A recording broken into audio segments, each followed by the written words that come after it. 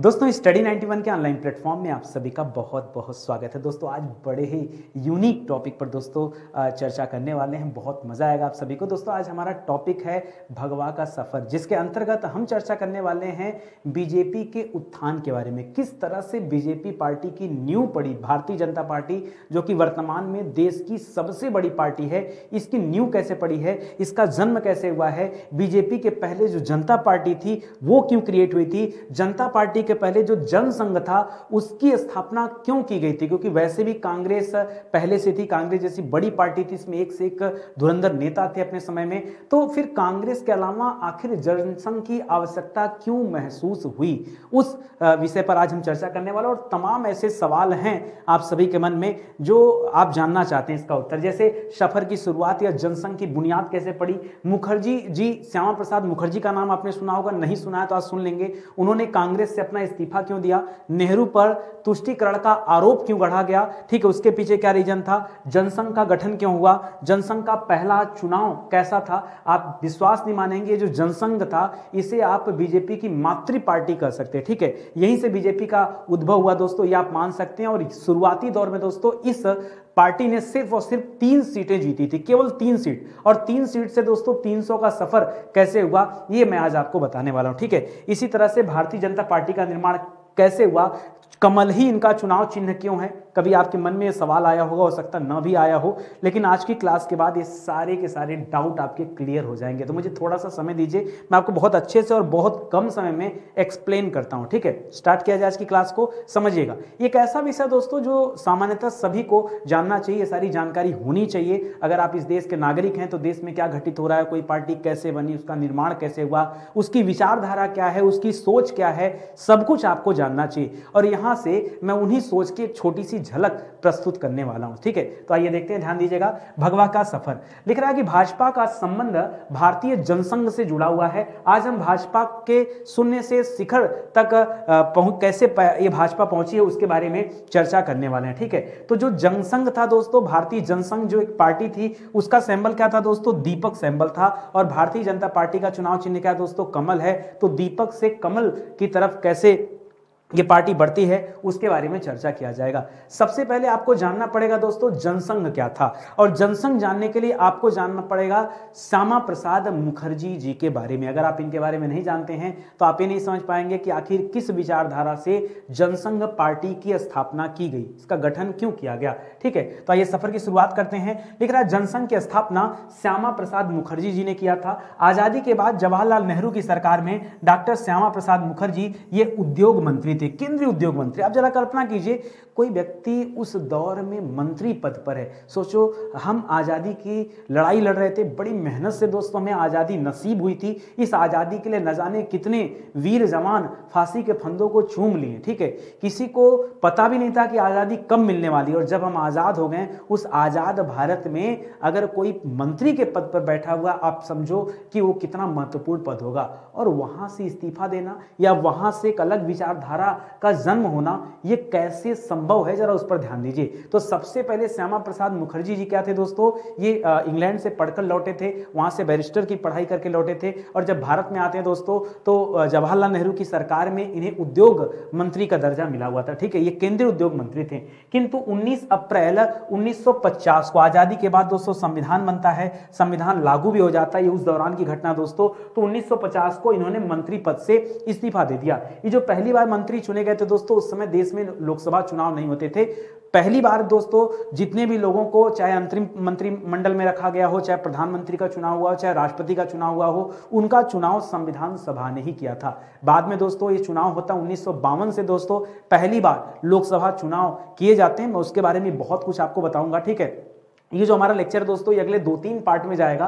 अगर आप हर तरीके से चुनाव के बारे में समझना चाहते हैं तो उसके लिए 2-3 लेक्चर मैं लूंगा, ठीक है। आज की क्लास में स्पेशली हम जनसंघ पर चर्चा करने वाले हैं, ठीक है। तो 19 अप्रैल 1950 को इन्होंने इस्तीफा दे दिया और कांग्रेस के विकल्प के रूप में एक नई राजनीतिक पार्टी को खड़ा करने का बीड़ा उठाया। आप एक बात बताओ, 1950 के दौर में क्या जरूरत था एक नई राजनीतिक पार्टी बनाने का? अभी अभी तो देश को आजादी मिली, अब तो देश को गति देने की जरूरत थी। फिर अलग से राजनीतिक पार्टी का गठन क्यों किया गया? इस आपके क्यों का सवाल बहुत जरूरी है और आपको जानना भी पड़ेगा कि क्यों गठन हुआ, ये बहुत जरूरी है। लेकिन अब भारत पाकिस्तान का उस दौरान बंटवारा हुआ था, लोग पलायन कर रहे थे। आपको पता होगा दोस्तों, अंग्रेजों ने हमें आजादी तो दिया लेकिन एक नए समस्या में हमें ढकेल भी दिया, ठीक है। और वो समस्या क्या थी दोस्तों? दो देशों का निर्माण। जी हाँ दोस्तों, भारत के अंग को काटकर दोस्तों पाकिस्तान का निर्माण किया गया, ठीक है। और आप जान रहे हैं दोस्तों कि यहां पर मुस्लिम के लिए दोस्तों एक अलग देश बनाया गया। और स्थिति ऐसी थी दोस्तों उस समय भी कि पूर्वी पाकिस्तान और पश्चिमी पाकिस्तान, क्योंकि भारत के दोनों तरफ, अगर आप भारत के इस हिस्से की बात करेंगे दोस्तों तो ये भारत का पश्चिमी पाकिस्तान का हिस्सा था। क्या था दोस्तों? यह पश्चिमी पाकिस्तान का हिस्सा था। और दोस्तों अगर आप यहां की बात करेंगे दोस्तों, ये वाला जो लोकेशन है, ये वाला लोकेशन, तो ये दोस्तों पूर्वी पाकिस्तान था, ठीक है। तो दोनों जगह दोस्तों पलायन की स्थिति बनी हुई थी। मतलब लोग क्या कर रहे थे दोस्तों? पलायन कर रहे थे। जो मुस्लिम थे वो दोस्तों यहां से पाकिस्तान की तरफ जा रहे थे, और जो हिंदू थे दोस्तों, जो हिंदू थे वो कहां आ रहे थे दोस्तों? वो भारत की तरफ आ रहे थे, ठीक है। तो ये था दोस्तों, जो हिंदू वर्ग था वो भारत की तरफ आ रहा था, और जो मुस्लिम वर्ग था वो कहां जा रहा था दोस्तों? जो मुस्लिम वर्ग था वो पाकिस्तान की तरफ जा रहा था, ठीक है। तो बंटवारे में दोस्तों ऐसी स्थिति थी। और उस दौरान दोस्तों इस स्थिति में दंगे भी भड़क गए थे। कई सारे ऐसे स्थान थे जहां पर भयानक दंगे चल रहे थे और दंगों से तमाम लोग पीड़ित थे। इसी कारण दोस्तों भारत में जो प्रधानमंत्री थे, तत्कालीन प्रधानमंत्री जवाहरलाल नेहरू, और पाकिस्तान के जो तत्कालीन प्रधानमंत्री थे उनका नाम था लियाकत अली। जी हां दोस्तों, तो लियाकत अली की भी दोस्तों बाद में हत्या कर दी गई थी, ठीक है। तो याद रखेगा लियाकत अली, इन दोनों के बीच में दोस्तों समझौता होता है, ठीक है। तो उस समझौते के पीछे जो कारण था वो कारण ये था कि ये दंगा न हो, अल्पसंख्यकों के साथ कोई जास्ती न हो, ऐसी महिलाएं जो पलायित होकर आ रही हैं उनको रास्ते में परेशान न किया जाए। इस तरह के कई छोटे छोटे पॉइंट्स थे। हाँ, अगर आप बहुत ध्यान से सोचेंगे क्या यह नेहरू लियाकत समझौता जरूरी था, तो कहा जा सकता है कि हां जरूरी था।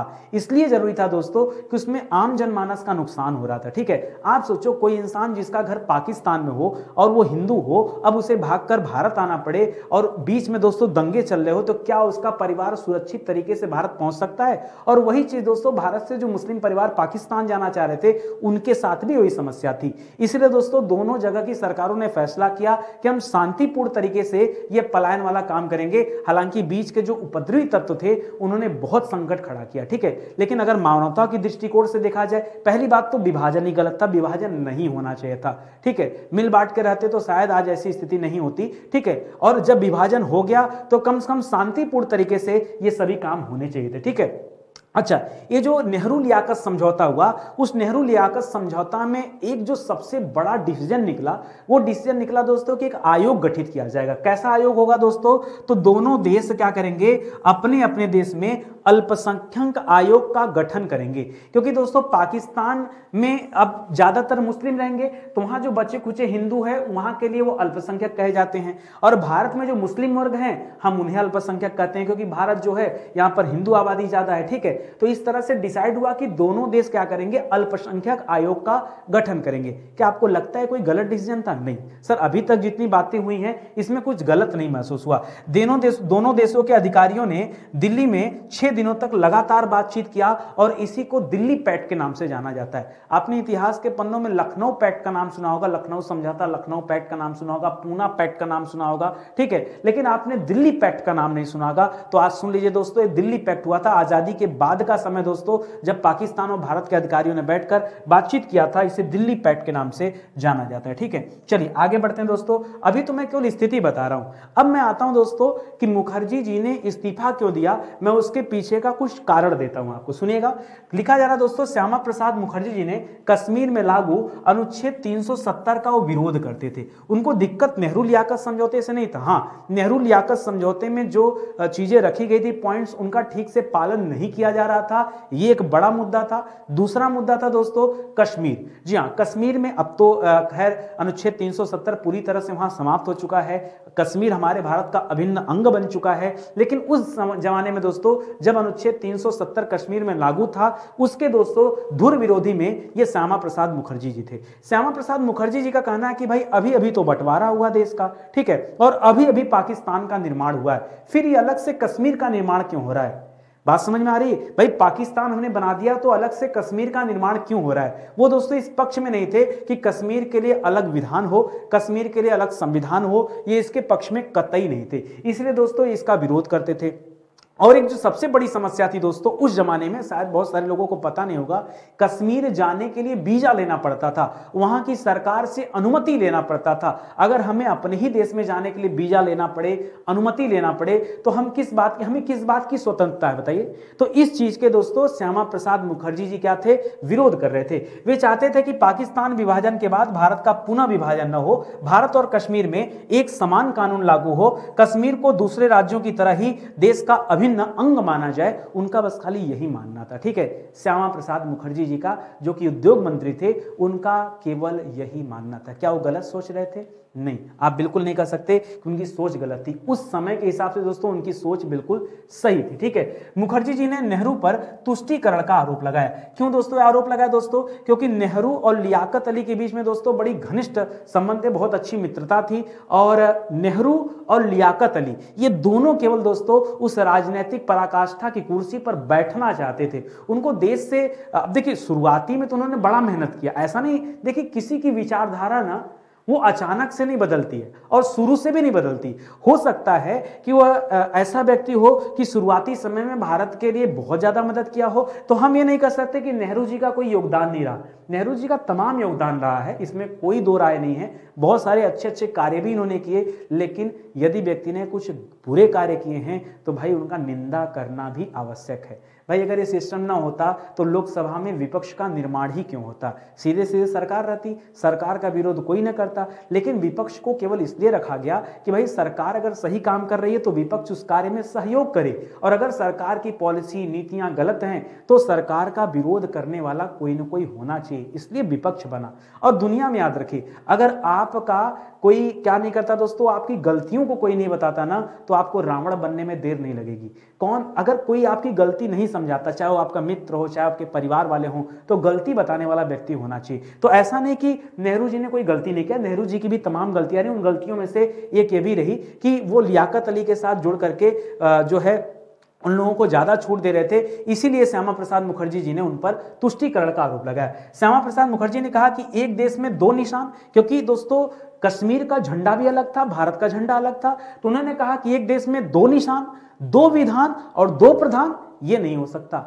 भारत का झंडा, कश्मीर का झंडा अलग अलग है, भारत का संविधान, कश्मीर का संविधान अलग अलग है, और भारत का प्रधान और कश्मीर का प्रधान मतलब मुख्य व्यक्ति वो भी अलग अलग है। तो दोस्तों इसी चीज के विरोधी थे कौन? श्यामा प्रसाद मुखर्जी जी। 19 अप्रैल 1950 को इस्तीफा देने के बाद वे कश्मीर के लिए निकल पड़े। वे कश्मीर जाकर अपनी बात कहना चाहते थे, और ये सारे तथ्य जो हैं उनके मन में थे, ये आम जनमानस को वो बातें बताना चाहते थे। लेकिन अभी अभी मैंने कहा दोस्तों कि कश्मीर एक ऐसा जगह था जहां बिना सरकार की अनुमति के नहीं जाया जा सकता था, और अगर ये बिना अनुमति के चले गए, क्योंकि इस्तीफा देकर जा रहे थे और बिना अनुमति के जाते, तो जाहिर सी बात उन्हें गिरफ्तार कर लिया जाता, और उनके साथ यही होता है। आइए देखते हैं आगे क्या हुआ। पढ़ते हैं दोस्तों जनसंघ का गठन कैसे हुआ। इस्तीफा देने के बाद तुरंत वो कश्मीर के लिए नहीं निकलते हैं, पहले इस्तीफा देने के बाद दोस्तों क्या करते हैं, अब उनके मन में बड़ा विचलन होता है, धर्म संकट की स्थिति में होते हैं कि हम करें तो करें क्या। हमने कांग्रेस से अलग तो कर लिया अपने आप को, क्यों अलग कर लिया दोस्तों? अलग करने के पीछे मुख्य कारण था कि कांग्रेस अगर राजनीति का प्रयोग करके गलत डिसीजन कर रही तो हम उस गलती में कांग्रेस का साथ नहीं दे सकते, इसीलिए सीधे सीधे उन्होंने इस पद से इस्तीफा दे दिया। इसकी दोस्तों दो और भी मुख्य वजह मानी जाती है। पहली वजह यह थी दोस्तों कि नेहरू लियाकत समझौता का ठीक से पालन नहीं हो रहा था, ठीक से पालन नहीं हो रहा था। ठीक है, पालन नहीं हो रहा था, ये दोस्तों पहला कारण था, ये पहला कारण था। और दूसरा कारण था दोस्तों उस समय महात्मा गांधी की हत्या हो गई। जी हाँ दोस्तों, महात्मा गांधी की हत्या नाथूराम गोडसे ने कर दिया था। और दोस्तों हत्या के बाद राष्ट्रीय स्वयंसेवक संघ जो था दोस्तों, जो आरएसएस था, इस आरएसएस पर दोस्तों प्रतिबंध लगा दिया गया। ठीक है, तो यह भी एक कारण था, ठीक है, जिसकी वजह से जनसंघ का गठन किया गया। अब आप सोचेंगे दोस्तों कि सब तो ठीक ठीक है सर, यहाँ राष्ट्रीय स्वयंसेवक संघ के साथ जनसंघ का क्या लेना देना है, एक बार इसको भी समझना पड़ेगा। आइए मैं आपको बताता हूं दोस्तों। करा स्थिति यह थी कि संघ से जुड़े लोगों को भी सियासी मंच पर अपनी बात रखने के लिए एक राजनीतिक मंच की जरूरत थी। संघ के लोग भी दोस्तों चाहते थे कि एक राजनीतिक मंच हो जहां से अपनी विचारधारा को आम जनमानस तक पहुंचा सके। और मैं अगर आपसे कहूं तो राष्ट्रीय स्वयंसेवक संघ जो है दोस्तों, ये भारत का एक मात्र ऐसा दल है, इनसे बेहतर लोग धरती पे आपको नहीं मिलेंगे। आप कल्पना करो, इसमें जो प्रचारक होते हैं ऐसे व्यक्ति होते हैं जो अपना विवाह नहीं करते, अपना घर परिवार छोड़कर देश के लिए अपना पूरा समय दे देना, ये कितनी बड़ी बात है। और वो भी ये जानते हुए कि हम दुनिया की सारी सुख सुविधाओं से अब दूर हो जाएंगे। इनका जीवन, इनका रहन सहन कभी जाकर आप देखिए तो आपको समझ में, आपसे कोई कहे कि आप सब कुछ छोड़कर आ जाओगे, है हिम्मत? आप समझते हैं माया त्यागने की बात हो रही है, माया त्यागने की बात हो रही है। भाई हर किसी के बस की बात नहीं, कोई माया त्याग दे, और लोग उन्हीं पर उंगली उठाते हैं। ठीक है, उन्होंने क्या किसी की हत्या किया? उन्होंने क्या कहा? उन्होंने यही कहा ना कि नहीं, भारत एक हिंदू राष्ट्र है, भारत में हिंदू संस्कृतियों को रहना चाहिए, पाश्चात्य सभ्यताओं से दूर होना चाहिए, और इसी तरह की दोस्तों मुख्य मुख्य विचारधाराएं हैं और ये चीजें हैं। तो इसमें गलत क्या, आप मुझे बताइए क्या गलत है? अगर वो कह रहे हैं कि नहीं हम अपने कल्चर से जुड़े रहे, इसमें क्या गलत है? अगर वो कह रहे हैं कि अपने घर परिवार, अपने माता पिता का सम्मान करें, इसमें क्या गलत है? अगर वो कह रहे हैं कि हमारी एक दिनचर्या, एक बेहतरीन दिनचर्या होनी चाहिए, हमें लोभ से, माया से, इन सब चीजों से मुक्ति मिलनी चाहिए, उसके लिए वो आध्यात्म ज्ञान देते हैं, इसमें क्या गलत है? चलिए आइए पढ़ते हैं, मैं ज्यादा तारीफ नहीं करूंगा। ठीक है, आप सुनिए। तो एक राजनीतिक मंच की जरूरत है दोस्तों, जो राष्ट्रीय स्वयंसेवक संघ के लोग थे उन्हें। ठीक है, और इन्होंने अपना इस्तीफा देने के बाद तत्कालीन सर संघ चालक गुरु गोलवलकर जी से इन्होंने मिला जाकर, और गोलवलकर जी ने कहा कि हाँ जरूर एक ऐसे संगठन की जरूरत है, एक ऐसे पार्टी की जरूरत है, और भी राजनीतिक पार्टी की जरूरत है जहां पर हम अपने विचारों को रख सके और आम जनमानस तक अपने विचारों को पहुंचा सके, क्योंकि कोई प्लेटफॉर्म ही नहीं होगा तो अपने विचारों को पहुंचाएंगे कैसे? इसलिए गोलवलकर जी के साथ मिलकर इन्होंने एक पार्टी बनाने की ठान ली। ठीक है, तो भारतीय जनसंघ की स्थापना हुई, और यह स्थापना दोस्तों 21 अक्टूबर 1951 को हुआ। कब हुआ दोस्तों? 21 अक्टूबर 1951। आप देखिए 19 अप्रैल को दोस्तों इन्होंने अपना इस्तीफा दिया था। 19 अप्रैल 1950 को क्या दिया था दोस्तों? इन्होंने अपना इस्तीफा दिया था, और लंबे समय के बाद, ठीक है, लगभग 1 साल से ऊपर का समय हो गया था दोस्तों, 1.5 साल के आसपास का समय है, और दिल्ली में एक छोटे से कार्यक्रम में फिरोज शाह कोटला के मैदान में दोस्तों, हालांकि फिरोज शाह कोटला का मैदान नहीं था, वहां भारतीय जनता पार्टी का गठन हुआ था, वो अटल बिहारी वाजपेयी जी ने किया था। ये भी, इसका भी गठन दोस्तों दिल्ली में किया गया, एक छोटा सा कार्यक्रम रखा गया, और वहीं पर दोस्तों इस जनसंघ की स्थापना की गई। जनसंघ के शुरुआती मेंबर में दोस्तों डॉक्टर श्यामा प्रसाद मुखर्जी थे, प्रोफेसर बलराज माधोक जी थे, और दीनदयाल उपाध्याय जी थे। ठीक है, दीनदयाल उपाध्याय जी थे। ये 3 लोगों को दोस्तों जनसंघ का संस्थापक माना जाता है। ठीक है, जो मूल मेंबर थे दोस्तों ये थी। जो चुनाव चिन्ह चूज किया गया दोस्तों, वो दीपक रखा गया, ताकि लोगों को ज्ञान मिल सके, ज्ञान का प्रकाश दोस्तों पूरे भारत में फैल सके, इसलिए यहां चुनाव चिन्ह क्या रखा गया दोस्तों? दीपक रखा गया। और जो झंडा रखा गया दोस्तों, झंडे का रंग कैसा रखा गया? तो भगवा रंग रखा गया। तो यहीं से शुरुआत होता है भगवा का। तो भगवा का सफर वो कब से शुरू हो रहा है दोस्तों? वो 21 अक्टूबर 1951 से शुरू हो रहा है। अब दोस्तों राजनीतिक पार्टी तो बन गया। अब इस पार्टी ने दोस्तों जो पहला लोकसभा चुनाव था, उस चुनाव में हिस्सा भी लिया। ठीक है, हिस्सा लिया, और कितने सीट पर दोस्तों इन्होंने अपने कैंडिडेट उतारे? तो 1952 में लोकसभा चुनाव हो रहा था, जिसमें भारतीय जनसंघ ने 94 सीटों पर दोस्तों अपने उम्मीदवार खड़ा किए, लेकिन इनमें से दोस्तों केवल तीन लोग ही सांसद बनकर दोस्तों केंद्र में पहुंचते हैं, जिसमें पहला नाम आता दोस्तों स्वयं ये श्यामा प्रसाद मुखर्जी जी का। ये कोलकाता साउथ ईस्ट सीट से दोस्तों इन्होंने चुनाव लड़ा था और जीत हासिल किया था। जो दूसरा नाम आता दोस्तों मिदनापुर झारग्राम सीट से दोस्तों दुर्गा चरण बनर्जी जी को जीत हासिल होती है, और तीसरा जीत हासिल होता है दोस्तों राजस्थान के चित्तौड़ सीट से उमा शंकर त्रिवेदी जी को। ठीक है, ये 3 ऐसे मेंबर थे जिन्होंने सबसे पहले जनसंघ में अपनी सीटें जीती थी। तो 94 सीट पर लड़ाई लड़ा, और मिली कितनी सीट दोस्तों? जो जीत मिलती है वो केवल 3 सीट पर। और आज देखिए दुनिया की सबसे बड़ी पार्टी का आप दर्जा दे सकते हैं भारतीय जनता पार्टी को, ये 3 सीट से कैसे यहां तक पहुंची है, वही दोस्तों आज चर्चा का विषय है। ठीक है, आइए आगे बढ़ते हैं दोस्तों, कुछ और बातें बताता हूं आपको। जनसंघ के जो उस दौर में मुख्य मुद्दे थे, किस मुद्दे को आधार बनाकर जनसंघ ये चुनाव लड़ रही थी? तो पहला मुद्दा था कि देश में समान नागरिक संहिता लागू हो, यानी देश में सभी के लिए दोस्तों क्या हो, एक जैसा कानून हो, जो कि सबसे पहले गोवा में रखा गया था, बाद में उत्तराखंड वगैरह का नाम आया, ठीक है। लेकिन अभी भी दोस्तों देश में इसके लिए काम चल रहा है। ये पूरी तरह से बात है दोस्तों कि आप सोचिए जनसंघ में जो उद्देश्य रखा गया, अभी भी ये उद्देश्य पूरा नहीं हो सका है। आप कल्पना कीजिए कि देश को आजादी मिले कितना दिन हो गया और कितनी छोटी सी बात है। बात यहां सिर्फ इतनी कही जा रही दोस्तों कि देश में समान नागरिक संहिता हो, सभी नागरिकों के लिए एक नियम हो, हिंदू के लिए, मुस्लिम के लिए, सिख के लिए, ईसाई के लिए ये चीजें नहीं होनी चाहिए, सबके लिए कानून एक जैसा होना चाहिए। कुछ गलत है? आप बताइए। अब आप कहिए हमारा हिंदू ला अलग कहता है, उनका मुस्लिम ला अलग कहता है, उनका क्रिश्चियन ला अलग कहता है। ऐसे नहीं चलता है, ऐसे देश कैसे चलेगा? हमारा देश पंथ निरपेक्ष है, हमारा देश धर्म निरपेक्ष नहीं है, हमारा देश पंथ निरपेक्ष है। हम सभी धर्मों के लोगों को दोस्तों अपने साथ लेकर चलते हैं, ठीक है। इसीलिए एक कहावत है दोस्तों, हिंदू मुस्लिम सिख ईसाई आपस में सब भाई भाई। इस देश की आज़ादी में किसी एक का योगदान नहीं था, इस देश की आज़ादी में बहुतों का योगदान था, ठीक है। लेकिन अगर आपके मन में किसी तरह का मर्म है, उस मर्म को दूर निकालिए, ठीक है। थोड़ा सा अपडेट होने की जरूरत है और लोगों को अपने साथ लेके जरूरत है। जब हम पहले से दोस्तों बंटवारा करके रखेंगे ना, तो हमेशा सामने वाले, अच्छा आप बंटवारा करके रखेंगे तो क्यों ना बंटवारा हो, बताइए। आप जैसा व्यवहार करेंगे सामने वाला वैसा ही व्यवहार आपके साथ करेगा। तो पहले अपने मन को साफ सुथरा रखना है, ठीक है।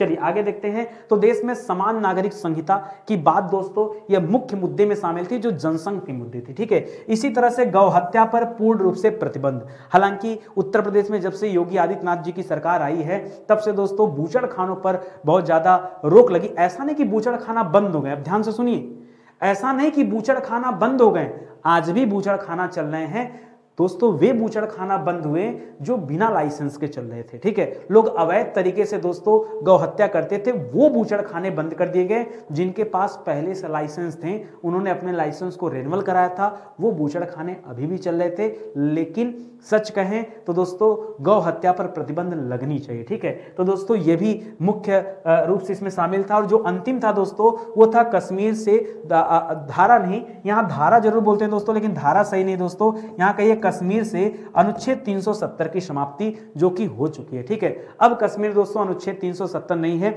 कश्मीर को अब भारत का अभिन्न अंग बना लिया गया, ठीक है। अब देखिए कांग्रेस ने कभी इस बारे में क्यों नहीं सोचा?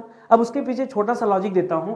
जनसंघ क्या है दोस्तों? ये एक कांग्रेस के विरोध के रूप में दोस्तों जनसंघ का गठन हुआ।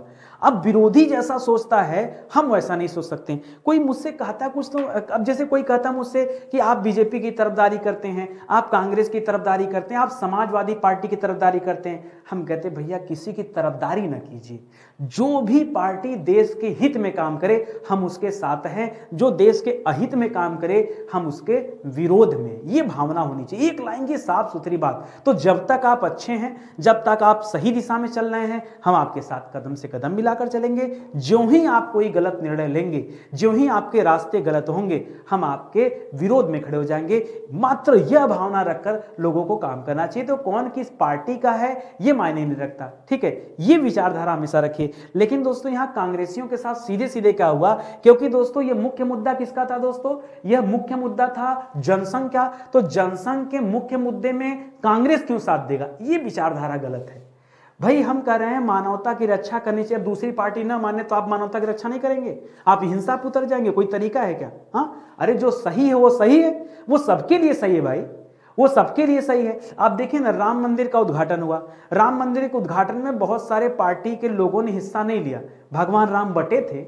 अरे भाई आप विपक्ष में हो, कहां विनाश काले विपरीत बुद्धि जा रही है आपकी?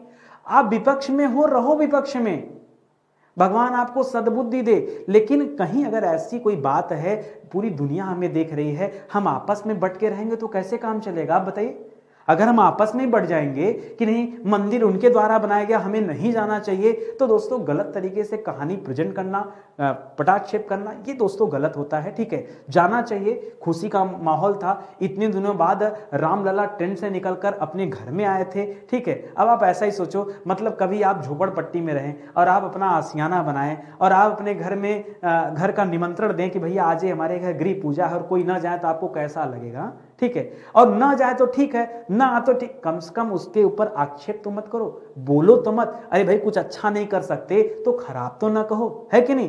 तो नहीं जाते तो चल जाता, लेकिन जो बुरा बोल जाते हैं, पता नहीं क्या है, कौन कौन से लोग इन्हें निर्णय देते हैं क्या बोलना चाहिए क्या नहीं बोलना चाहिए, इतना तो आपसी समझ का विषय होता है, ठीक है। तो दोस्तों ये 3 चीजें थी जो जनसंघ के मुद्दे में थी। उस समय जम्मू कश्मीर जाने के लिए परमिट की जरूरत होती थी और वहां मुख्यमंत्री के बजाय प्रधानमंत्री का पद होता था, ठीक है। मैंने कहा ना कि एक ही देश में 2 प्रधान होते थे, जम्मू कश्मीर के लिए अलग प्रधानमंत्री, प्रधान मतलब मुख्य व्यक्ति वहां अलग होता था और भारत के लिए अलग होता था, ठीक है। इस तरह का काम था। डॉक्टर मुखर्जी ने क्या किया दोस्तों, जब इधर पार्टी वार्टी बना लिया तो 8 मई 1953 को बिना परमिट कश्मीर की यात्रा पर निकल गए। कब की बात है दोस्तों, जब इन्होंने गठन कर लिया तब। और आपको पता होगा दोस्तों जो जनसंघ की स्थापना हुई थी, जनसंघ, ये जनसंघ दोस्तों 21 अक्टूबर को ही स्थापित हो चुका था, ठीक है। 21 अक्टूबर 1951 को ही दोस्तों ये जनसंघ स्थापित हो गया था। तो स्थापना के काफी समय बाद इन्होंने निर्णय किया कि अब हमें जम्मू कश्मीर की यात्रा पर चलना चाहिए, ठीक है। तो 8 मई 1953 को ये जम्मू कश्मीर की यात्रा पर निकल जाते हैं, क्योंकि बिना परमिट के जाते हैं इसलिए इन्हें श्रीनगर में गिरफ्तार कर लिया जाता है। कितने दिन बाद, तीसरे दिन। तो 8 के बाद 9 बीता, 10 बीता और 11 मई को दोस्तों इनको गिरफ्तार कर लिया गया, ठीक है। कहां गिरफ्तार कर लिया गया, श्रीनगर में गिरफ्तार कर लिया गया। और वहां सरकार किसकी थी दोस्तों, तो शेख अब्दुल्ला की सरकार थी। शेख अब्दुल्ला की सरकार ने गिरफ्तार कर लिया। मुखर्जी जी को पहले श्रीनगर के सेंट्रल जेल में भेजा गया और बाद में शहर के बाहर एक कॉटेज में भेज दिया गया। अब मामला ये नहीं समझ में आता कि किसी व्यक्ति ने अगर कुछ गलत किया है तो उसे जेल में रखा जाए, जेल के बाहर रखने की क्या जरूरत है। तो कॉटेज में क्यों रखा गया, किस नियम के तहत रखा गया, आज तक किसी ने उस पर अपनी उंगली नहीं उठाई। क्यों, क्योंकि दोस्तों केंद्र में कांग्रेस की सरकार थी। तो दोस्तों चीजें अगर गलत हो रही हैं तो क्यों नहीं पूछा जाए। अच्छा, लोग पूछते हैं हम किससे पूछे, तो भाई जिसकी सरकार होगी उससे पूछेंगे या जिसने किया उससे पूछेंगे। इनको सेंट्रल जेल में न रख करके इनको कॉटेज में क्यों रखा गया, ये बहुत सारे भारतीयों का प्रश्न है, ठीक है। उसके बाद दोस्तों कहा जाता है कि लंबे समय तक ये कैद में रहे, लगभग 40 दिन तक दोस्तों इन्हें गिरफ्तार करके रखा गया। नियम कानून तो आप भी जानते हैं कि दोस्तों इतनी बड़ी गिरफ्तारी के लिए, ठीक है, कोर्ट से परमिशन की जरूरत होती है और उस समय सारे नियम कानून थे।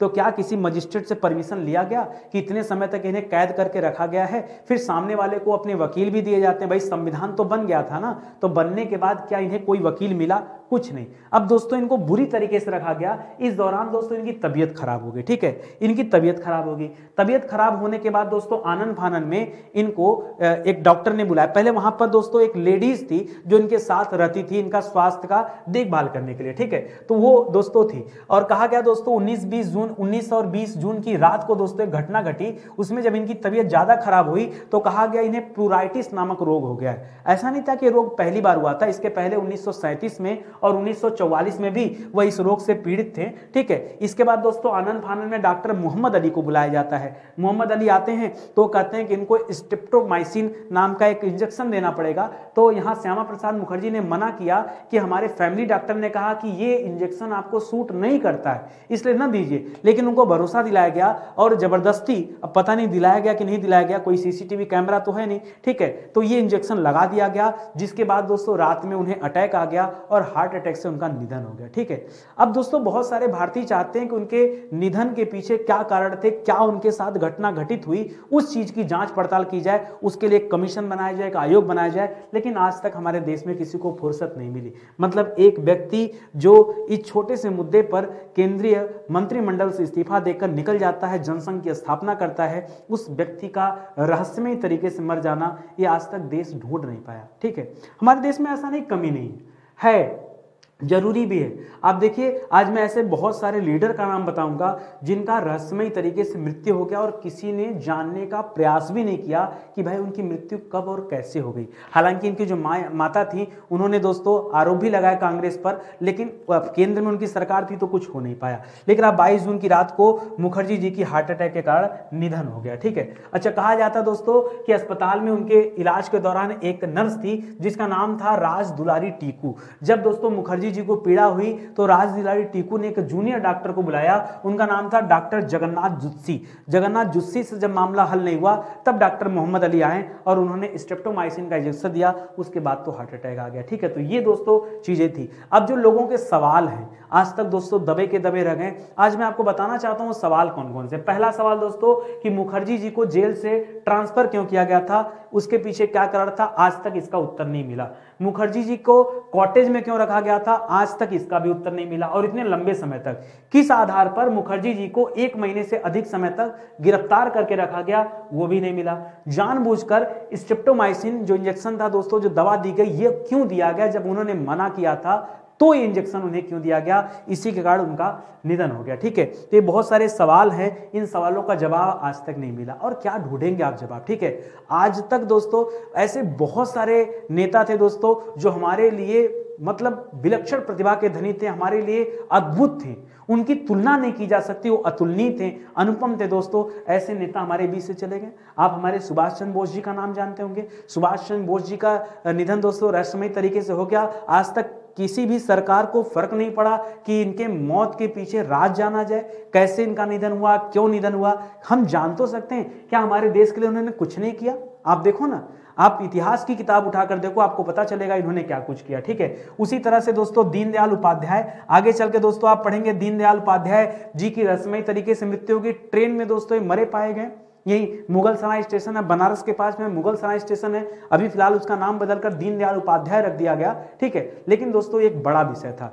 हमारी भी सरकार, वर्तमान में जो सरकार है वो तमाम जैसे बंदरगाहों का नाम, एयरपोर्ट का नाम, कुछ रेलवे स्टेशन का नाम, कुछ रोड का नाम बदल रही है। भाई नाम बदलने के साथ साथ अगर इसके पीछे का राज जाना जाए तो उचित होगा। ठीक है, किसके साथ गलत हुआ, किसके साथ सही हुआ, न्याय मिलना जरूरी है ना, तो न्याय कैसे मिलेगा, वो चीजें जरूरी है। इसी तरह से श्यामा प्रसाद मुखर्जी जी का निधन होगा। इसी तरह से भारत के प्रधानमंत्री थे लाल बहादुर शास्त्री। लाल बहादुर शास्त्री के बारे में कौन नहीं जानता, ताशकंद समझौते के लिए गए थे, ताशकंद में ही इनका निधन हो गया। ठीक है, तो आज तक दोस्तों इन लोगों की मृत्यु जो हुई ये रहस्यमय तरीके से हुई और इसके ऊपर से पर्दा आज तक नहीं उठ पाया। हम तो फिलहाल श्यामा प्रसाद मुखर्जी जी की बात कर रहे हैं, तो कैसे होता। चलिए आगे बढ़ते हैं, सीधे सीधे हम जनसंघ पर आते हैं। तो दोस्तों जनसंघ द्वारा लोकसभा चुनाव में कब कब जीत हासिल की गई, तो जो 1952 में दोस्तों चुनाव हुआ था उसमें केवल 3.1% इनको वोट मिला था। और सीट कितनी थी दोस्तों, केवल 3 सीट पर जीत हासिल हुआ था। 57 में जब चुनाव हुआ तो दोस्तों लगभग 6% आप कह सकते हैं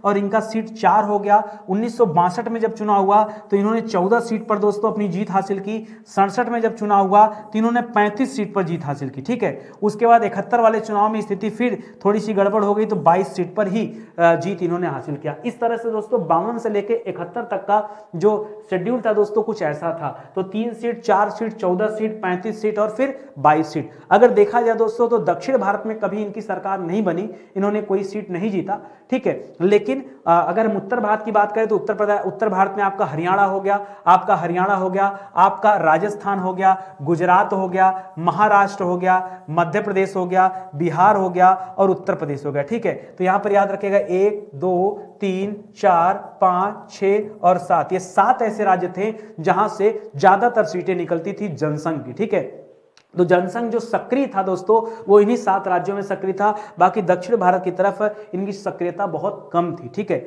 और वहां से चीजें नहीं सही हो पा रही थी। तो जनसंघ कैसे बनी दोस्तों, जनता पार्टी, जरा उसके बारे में जान जाइए। अभी जनता पार्टी बन रही है, अभी भारतीय जनता पार्टी नहीं बनी है, केवल क्या बनी दोस्तों, सिर्फ जनता पार्टी बनी है। 1975 में दोस्तों तत्कालीन प्रधानमंत्री थी इंदिरा गांधी। इंदिरा गांधी ने देश में आपातकाल लगा दिया। ठीक है, और आपातकाल के बाद दोस्तों जब लागू कर दिया तो उसी आपातकाल के विरोध में जनसंघ के लोगों ने खुलकर विरोध करना शुरू कर दिया। और इंदिरा गांधी का विरोध मतलब समझते हैं, खुद के पैर पर कुल्हाड़ी मारना। ठीक है, तो बहुत लंबी लड़ाई यहां पर शुरू हो गई। और इंदिरा गांधी वैसे भी पावरफुल महिला थी, उन्होंने दोस्तों अपनी शक्ति का दुरुपयोग किया ताकि सारे लोगों को दबा दिया जाए। लेकिन दोस्तों इसी कारण क्या हुआ, 1977 में जब आपातकाल खत्म हुआ तो जितने भी छोटे छोटे संगठन थे, जितने भी विपक्षी दल थे, उन सब ने कहा कि हम एक अलायंस बनाते हैं। हम दोस्तों क्या करते हैं दोस्तों, एक अलायंस तैयार करते हैं, जितने भी क्षेत्रीय पार्टियां, छोटे मोटे जितने भी संगठन हैं उनको जोड़ करके हम एक साथ कांग्रेस अंग्रेज के खिलाफ लड़ते हैं, ठीक है।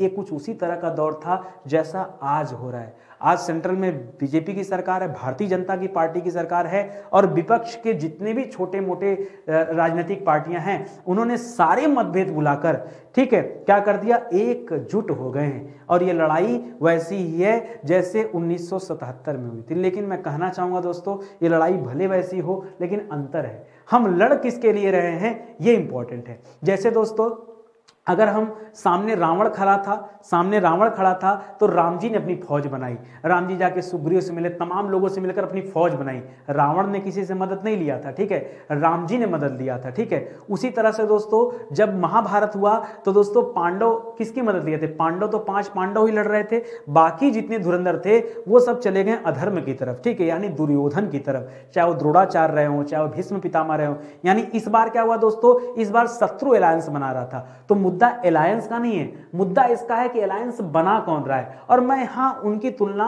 किसी रावण या जो है दुर्योधन से नहीं करना चाहता, मैं केवल ये बताना चाहता हूं कि सिचुएशन अलग अलग हो सकती हैं, स्थितियां अलग अलग हो सकती हैं, बाकी आप खुद समझदार हैं, ठीक है।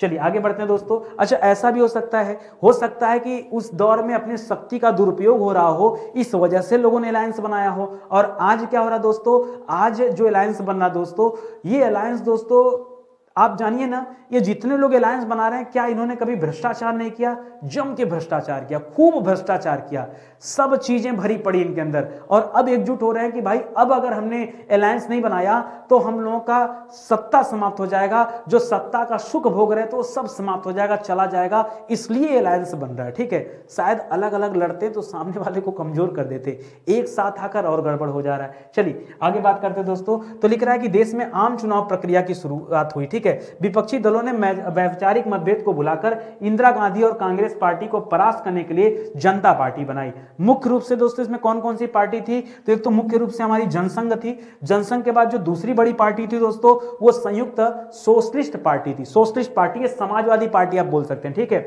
इसी तरह से भारतीय लोकदल था, इन तीनों ने मिलकर क्या बना दिया, जनता पार्टी बना दी, ठीक है। अब जनता पार्टी ने क्या किया दोस्तों, चुनाव लड़ा और दोस्तों जीत हासिल किया। मोरारजी देसाई के नेतृत्व में दोस्तों केंद्र में सरकार बनी, कांग्रेस की सरकार गिर गई। 1977 में ये जितने अलायंस बने इन लोगों ने जीत हासिल कर लिया और मोरारजी देसाई के नेतृत्व में जनता पार्टी की केंद्र में सरकार बनी। इसी सरकार में अटल बिहारी वाजपेयी क्या थे दोस्तों, विदेश मंत्री थे, तो लाल कृष्ण आडवाणी ये सूचना एवं प्रसारण मंत्री थे, ठीक है। तो अब दोस्तों क्या होता है समझिए, केंद्र में सरकार तो बन गया लेकिन ये सरकार कई छोटे छोटे पार्टियों के लोगों ने मिलकर बनाया था। अब दोस्तों क्या हुआ, कुछ वैचारिक मतभेद आना शुरू हुआ और ये पार्टी भले एक पार्टी के रूप में खड़ी हो, जनता पार्टी के रूप में, लेकिन दोस्तों इसके पिलर अलग अलग थे, इस बिल्डिंग के पिलर अलग अलग थे, ठीक है। अब एक पिलर दोस्तों इसका था जो मोरारजी देसाई के नेतृत्व वाला था, दूसरा पिलर था दोस्तों जो चौधरी चरण सिंह और राजनारायण के नेतृत्व वाला था, तीसरा जो पिलर था दोस्तों बाबू जगजीवन राम के नेतृत्व वाला पिलर था, और चौथा था दोस्तों जो जनसंघ के मूल नेता थे ये उनका पिलर था। तो 4 अलग अलग वैरायटी के लोग दोस्तों इस पूरे इमारत को खड़ा कर रहे थे। अब जाहिर सी बात है दोस्तों, जब अलग अलग वैरायटी के लोग हैं, अलग अलग विचारधारा के लोग हैं, तो चीजें बनने नहीं वाली, वो बिगड़ जाएंगी कुछ समय में। और कुछ ऐसा ही होता है, समाजवादियों ने जनसंघ से आए नेताओं के खिलाफ मोर्चा खोल दिया। क्यों मोर्चा खोल दिया भाई अभी तो आपने पीछे पढ़ा कि जनसंघ और सोशलिस्ट पार्टी मिल गए और लोकदल वाले भी मिल गए और तब जाके जनता पार्टी बना। फिर दोस्तों इनको मोर्चा खोलने की क्या जरूरत थी, मोर्चा खोलने के पीछे एक कारण था। आपने जनसंघ के बारे में पढ़ा था कि जनसंघ की स्थापना राष्ट्रीय स्वयंसेवक संघ के सहयोग से हुई थी।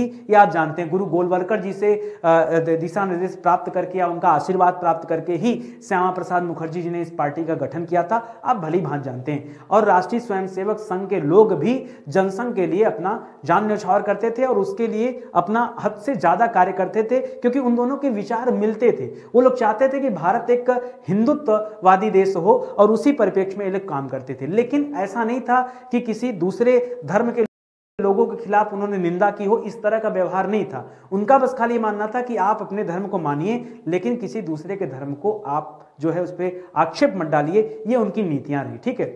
आप जानते हैं अब यहां पे जब जनता पार्टी की सरकार बनी तो एक छोटी सी शर्त रख दी गई। शर्त इसमें क्या रख दिया गया दोस्तों, जो जनता पार्टी, ये मोर्चा उसी लिए हो रहा है, ठीक है, शर्त ये रख दिया गया कि भाई आप हमारे साथ अलायंस बना रहे हो लेकिन राष्ट्रीय स्वयंसेवक संघ को अलग रखना, क्योंकि राष्ट्रीय स्वयंसेवक संघ कोई राजनीतिक पार्टी तो है नहीं। हो सकता है कि आपके विचार मिल रहे हों लेकिन आपको उनकी सदस्यता त्यागनी पड़ेगी, उसी आधार पर हम आपके साथ जुड़ेंगे, नहीं तो हम आपके साथ इस अलायंस को नहीं बनाएंगे, ठीक है। लेकिन क्या हुआ दोस्तों, सरकार बनने के बाद जनसंघ के नेताओं ने राष्ट्रीय स्वयंसेवक संघ के लोगों के साथ अपना संबंध नहीं तोड़ा। भाई विचारों का मिलन है, कैसे खाली चुनाव के लिए पार्टी तोड़ देते, संबंध तोड़ देते, ऐसा न जीतते चुनाव अलग बात रहती, फिर से राजनीतिक पार्टी बन जाता, फिर से चुनाव लड़ जाएंगे, लेकिन संबंध कैसे तोड़ दे। जब दोनों के विचार मिलते हैं, दोनों को एक ही दिशा में जाना, तो संबंध कैसे खराब कर लेते। इसीलिए दोस्तों ये कहानी शुरू होती है। तो दोहरी सदस्यता की वजह से दोस्तों ये पूरा का पूरा पार्टी, पूरी की पूरी सरकार गिर गई, बनी बनाई सरकार गिर गई, ठीक है। और इंदिरा गांधी तो चाहती थी कि सरकार गिर जाए, फिर से केंद्र में उनकी सरकार बन जाए। तो इतने मेहनत से दोस्तों जनसंघ ने अलायंस बनाकर 1977 में क्या कर लिया था, सरकार बना लिया था। लेकिन ये दोहरी सदस्यता का मुद्दा क्या था, तो लिख रहा है 1978 में समाजवादी नेता थे दोस्तों मधु लीमय ने सबसे पहले दोहरी सदस्यता का मुद्दा उठाया और कहा कि जनता पार्टी में शामिल लोग जनसंघ एवं राष्ट्रीय स्वयंसेवक संघ के सदस्य एक साथ नहीं रह सकते। मतलब जनता पार्टी में भाई तो जनता पार्टी के मेंबर रहे या जनसंघ के मेंबर रहे, इसमें राष्ट्रीय स्वयंसेवक संघ की अगर आप सदस्यता लेते हैं तो दोस्तों दोहरी सदस्यता हो जाएगी और ये गलत है, ठीक है। तो ये मुद्दा उठाया, ये मुद्दा धीरे धीरे बड़ा होता रूप लेता गया और समाजवादी में जब उन्हें संघ की सदस्यता छोड़ने के लिए कहा, समाजवादियों ने जब संघ की सदस्यता छोड़ने के लिए कहा तो जनसंघ के मूल नेताओं ने उन्हें मना कर दिया कि भाई अपना संबंध समाप्त नहीं कर सकते और ये सदस्यता भी नहीं छोड़ सकते। इसी कारण दोस्तों 1979 में जनता पार्टी की सरकार जो अभी अभी बनी थी, ठीक है, कांग्रेस के विरोध में पहली बार केंद्र में सरकार बनी थी। भारत में पहली बार केंद्र में कांग्रेस के विपक्ष में दोस्तों अगर कोई सरकार बनी थी तो जनता पार्टी की सरकार बनी थी, लेकिन 2 साल में सरकार गिर गई। तो उसके पीछे यही रीजन था क्योंकि समाजवादियों ने इस दोहरी सदस्यता का मुद्दा उठा लिया। लोक दल के नेता थे दोस्तों चौधरी चरण सिंह, वो जाकर कांग्रेस के साथ मिल गए और कांग्रेस के समर्थन से उन्हें अगला प्रधानमंत्री बना दिया गया। जी हाँ, चौधरी चरण सिंह, इनको किसानों का नेता कहा जाता है, इनको दोस्तों अगला प्रधानमंत्री बना दिया गया, ठीक है। चलिए आगे बढ़ते हैं, आगे क्या होता है। लेकिन जनता पार्टी से भारतीय जनता पार्टी कैसे बनती, जरा वो जान जाइए। राष्ट्रीय स्वयंसेवक संघ की सदस्यता छोड़ने के मुद्दे पर जनता पार्टी टूट गई। जनसंघ के नेताओं ने यह डिसाइड किया कि पुनः हम अपनी एक अलग पार्टी बनाएंगे और उन्होंने भारतीय जनता पार्टी की नींव रखी। समझ में आ रहा ना, तो याद रखेगा। और निश्चय कर लिया, इस तरह भारतीय जनता पार्टी अस्तित्व में आई। सर्वप्रथम अटल बिहारी वाजपेयी और लाल कृष्ण आडवाणी सहित जनसंघ के अन्य नेताओं ने 6 अप्रैल 1980 को दिल्ली के फिरोज शाह कोटला मैदान में इस नई पार्टी की नींव रखी, ठीक है। तो आप कह सकते हैं कि भारतीय जनता पार्टी के संस्थापक सदस्यों में कौन कौन लोग थे, तो 2 लोगों को विशेष रूप से याद रखेगा। एक अटल बिहारी वाजपेयी जी को याद रखेगा, दूसरा लाल कृष्ण आडवाणी जी को याद रखेगा, ठीक है।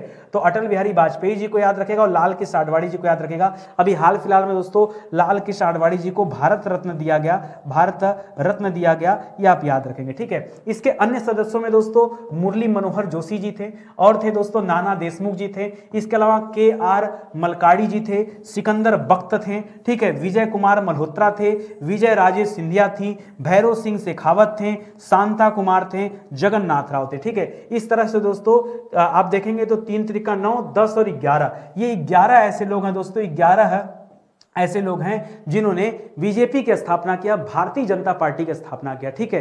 तो हमें इन 18 लोगों को दोस्तों याद रखना चाहिए कि उस समय में ऐसी विपरीत परिस्थिति में भी इस पार्टी की नींव रखी गई और इसकी स्थिति पहले से भी खराब थी। जनसंघ ने जब पहली बार चुनाव लड़ा तो 3 सीटों पर जीत हासिल किया, जबकि भारतीय जनता पार्टी ने जब चुनाव लड़ा तो केवल 2 सीटों पर जीत हासिल किया। 1 सीट और घट गया, बढ़ने के लिए कौन गए, ठीक है। जबकि उस समय दोस्तों इंदिरा गांधी की मृत्यु हो गई थी, तो वो चाहता तो दोस्तों इस पूरे मामले को जीत करके, ठीक है, और लोगों से वोट ले सकते थे, लेकिन ऐसा कुछ हो नहीं पाता है, ठीक है। ब्रिटिश शासन के खिलाफ क्रांतिकारियों ने अच्छा एक चीज और दोस्तों, बीजेपी का चुनाव चिन्ह कमल ही क्यों है, जरा उसके बारे में जान जाइए। तो ब्रिटिश शासन के खिलाफ क्रांतिकारियों ने दोस्तों सबसे पहले कमल के चिन्ह का इस्तेमाल किया था, ठीक है, कमल के चिन्ह का इस्तेमाल किया था, ठीक है, कमल के फूल का इस्तेमाल किया था चिन्ह के रूप में। दोस्तों ये कब किया था, तो आपको पता होगा जब 1857 की क्रांति हुई थी, ठीक है, उस दौरान किया गया था। तो कमल के फूल को हिंदू परंपरा से जोड़कर भी देखा जा सकता है, यह भारत का राष्ट्रीय फूल है। अतः बीजेपी जो थी दोस्तों वो हिंदुत्व और राष्ट्रवाद दोनों को आपस में जोड़कर चलना चाहती थी, इसीलिए उसने कमल के चिन्ह को क्या कर दिया, अपना सिंबल घोषित किया। 1984 में बीजेपी अटल बिहारी वाजपेयी की अध्यक्षता में लोकसभा चुनाव में उतरी, लेकिन इस समय केवल 2 सीट दोस्तों जीत पाए ये लोग, ठीक है। और अटल बिहारी वाजपेयी जब पहली बार चुनाव लड़े तो स्वयं हार गए थे। हालांकि इसके पहले वाली सरकार में जब मोरारजी देसाई की सरकार थी तब अटल बिहारी वाजपेयी विदेश मंत्री थे, लाल कृष्ण आडवाणी दोस्तों सूचना प्रसारण मंत्री थे, लेकिन इस बार दोस्तों वाजपेयी जी हार गए थे। जब अपनी नेतृत्व में दोस्तों सारा चुनाव लड़ा उन्होंने तो दोस्तों हार गए। इस समय जो 2 सीट जीता दोस्तों वो गुजरात की मेहसाना सीट जीता गया, वहां से AK पटेल ने जीता। और आंध्र प्रदेश, जहां से कोई सोच भी नहीं सकता था, बीजेपी पहली बार आंध्र प्रदेश में सीट जीती थी, एक जगह दोस्तों हनमकोंडा सीट, वहां से दोस्तों C जंगा रेड्डी ने जीता था। किसने जीता था, C जंगा रेड्डी ने चुनाव जीता था, ये आप ध्यान दीजिएगा। तो अभी दोस्तों मैं पहुंच चुका हूं बीजेपी तक, अगली एक क्लास लेकर आऊंगा और उसमें अटल बिहारी वाजपेयी ने जब बीजेपी की स्थापना कर दिया तब बीजेपी किस किस लड़ाई को लड़ते हुए, कैसे, कितने बार दोस्तों अटल बिहारी वाजपेयी प्रधानमंत्री बने, कब उन्हें पुनः अपनी सरकार से इस्तीफा देना पड़ा, सरकार गिर गई, किस तरह से मोदी जी की सरकार बनी, यह अपने अगले लेक्चर में देखेंगे, ठीक है। फिलहाल आज का सेशन ही समाप्त होता है। तो आज हमारा उद्देश्य था कि कैसे जनसंघ से बीजेपी तक हम पहुंचे, एक बार आपने इन्हें देख लिया, इसके आगे दोस्तों बीजेपी के आगे का स्वरूप का दर्शन करेंगे, ठीक है। क्लास अगर अच्छी लगेगी दोस्तों तो आप कमेंट जरूर कीजिएगा और भी चीजें मैं आपको बताते रहूंगा, ठीक है। यह सेशन दोस्तों रात के 10 बजे चलता है और इसी तरह से एंटीक वीडियो हम देते हैं, डेली अलग अलग मुद्दों पर चर्चा होती है, आप जुड़ेंगे तो आपको काफी अच्छा लगेगा। मिलते हैं अगले लेक्चर में, तब तक के लिए बहुत बहुत धन्यवाद आप सभी का। जय हिंद, जय Bharat, thank you so much.